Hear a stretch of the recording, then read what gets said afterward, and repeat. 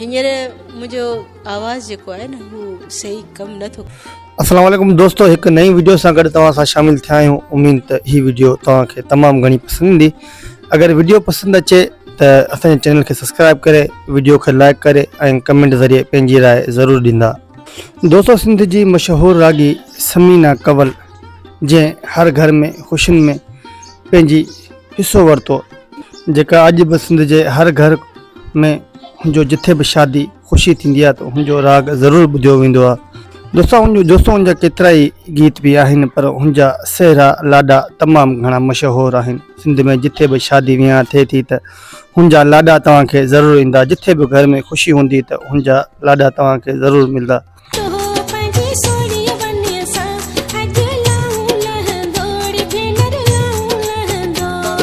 तो समीना कंवल जी ज़िंदगी तमामु ॾाढी ॾुखी गुज़रे पई।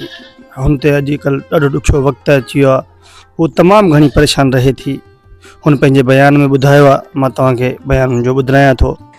हींअर मुंहिंजो आवाज़ जेको आहे न उहो सही कमु नथो करे। जेके हेठियां माण्हू आहिनि हिननि वटि क़दुरु न आहे त मुंहिंजी हेल्प कयो, मां काॾे वञा।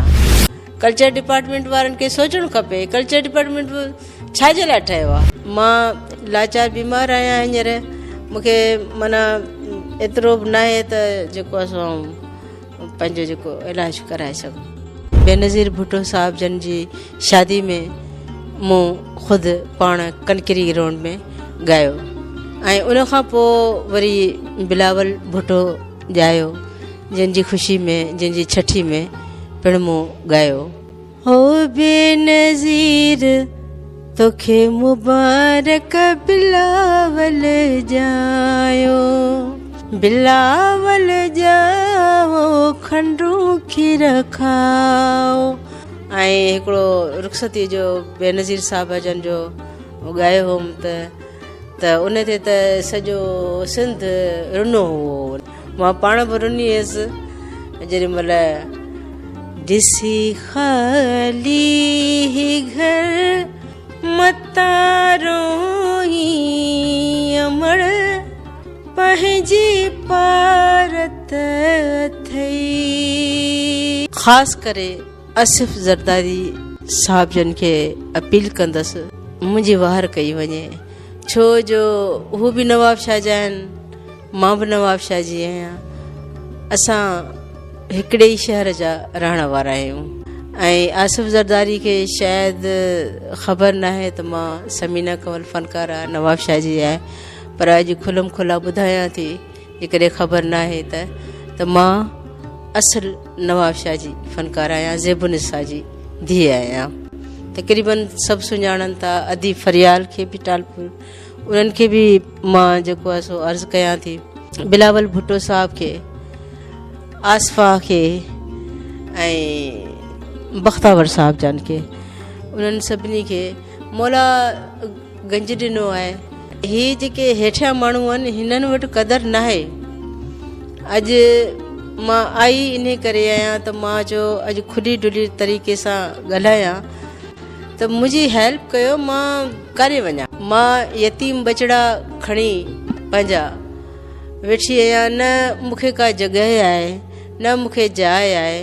ॾिसण वारनि खे ख़बर हूंदी त मुंहिंजी जाइ कीअं आहे।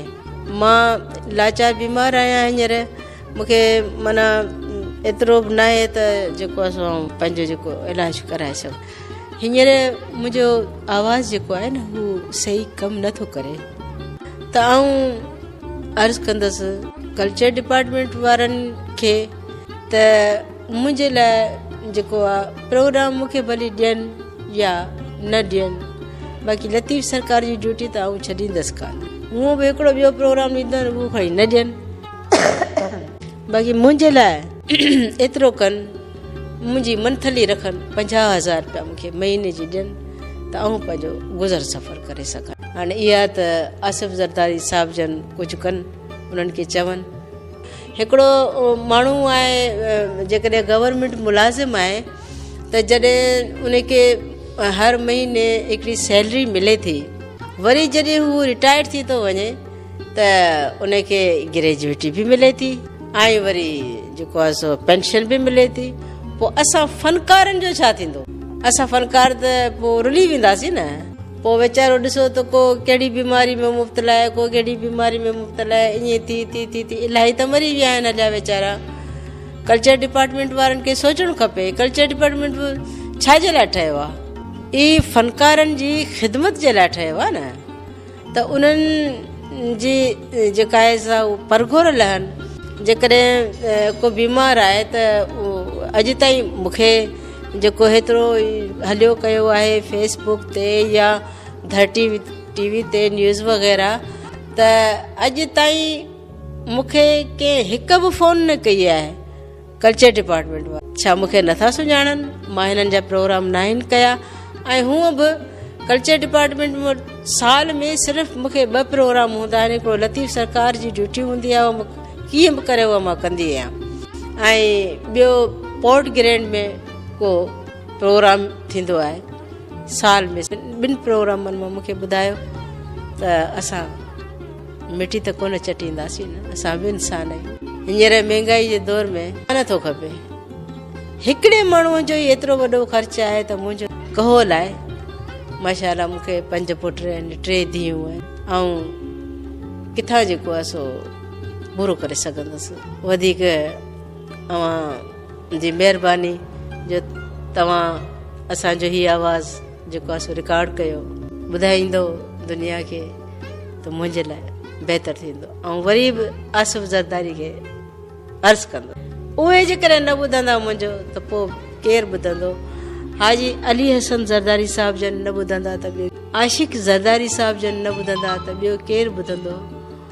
ज़ामिन अली ज़रदारी न ॿुधंदा त ॿियो केरु ॿुधंदो? असांजे त नवाबशाह में त ॿियो अहिड़ो को आहे ई कोन। दोस्तों उम्मीद त हीअ वीडियो तव्हांखे तमामु घणी पसंदि आई हूंदी। अगरि वीडियो पसंदि अचे त असांजे चैनल खे लाइक करे सब्सक्राइब करे ऐं कमेंट ज़रिए पंहिंजी राय ज़रूरु ॾींदा। मां आहियां तव्हांजो भाउ नेक मोहम्मद। तव्हां ॾिसी रहिया सिंधी म्यूज़िक स्टेशन ज़िंदगी रही त अॻी वीडियो में गॾु।